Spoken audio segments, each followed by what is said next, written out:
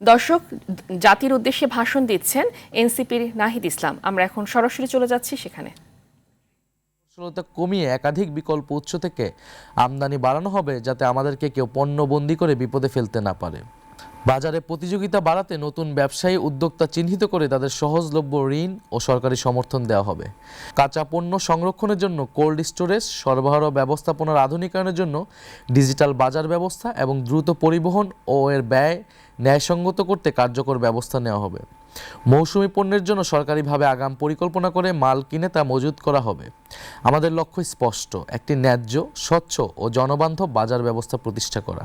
বিগত স্বৈরাচারী সরকারের আমলে বাংলাদেশের পুলিশ বাহিনী কার্যত একটি দলীয় বাহিনীতে পরিণত হয়েছিল। তাদের অত্যাচার ও জুলুমের কারণে মানুষ আওয়ামী লীগ, ছাত্রলীগ ও যুবলীগের মতো পুলিশকেও পুলিশ লীগ নামে ডাকতে শুরু করেছিল। দেশে এমন পরিবার খুঁজে পাওয়া কঠিন যারা তখনকার পুলিশি নির্যাতনের শিকার হয়নি। জুলাই গণ অভ্যুত্থানেও পুলিশ ব্যাপক নৃশংসতা করেছে।